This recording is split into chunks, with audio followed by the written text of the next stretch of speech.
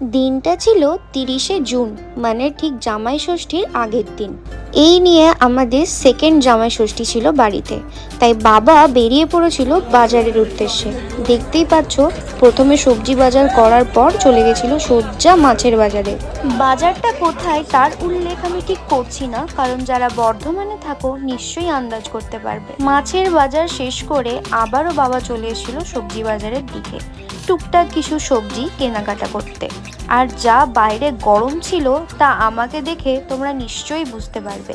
জামাই ষষ্ঠী বলে কথা, তাই মাছ, সবজি বাজার, মাংস এসবের থেকেও যেটা সব থেকে বড় জিনিস, মায়ের অর্ডারে ছিল ফল নিয়ে আসা। আর সব থেকে শেষে যেটা বাকি ছিল সেটা হচ্ছে মিষ্টি।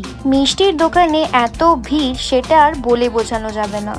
তো যাই হোক, অবশেষে আমি আর বাবা চলে এলাম সমস্ত বাজার করে বাড়িতে। এরপর তোমরা যেই রান্নার ভিডিওগুলো দেখছো সেগুলো কিন্তু ঠিক জামাই ষষ্ঠীর দিনের সকালের প্রিপারেশন। তাও ভিডিওতে আমি যেগুলো খুব স্পেশাল সেগুলোই তোমাদের সাথে শেয়ার করতে পেরেছি। বাদবাকি জিনিসগুলো তোমরা নয় জামাইয়ের যখন পাতে পড়বে ঠিক তখনই দেখে নিও। এই প্রিপারেশনটা ছিল একটা পনিরের স্টাফিং দিয়ে আলুর দম। এর পরের প্রিপারেশনটা আমাদের সকলের পছন্দের, আর সব থেকে ভালো খায় হচ্ছে আমার বর, ভেটকি মাছের পাতুরি। জানো তো, প্রথমে এই প্রিপারেশনটা আমি ভেবেছিলাম বাইরে থেকে অর্ডার করে নেব, তারপর ভাবলাম যে না থাক, আমি ফার্স্ট টাইম বাড়িতে ট্রাই করে দেখি।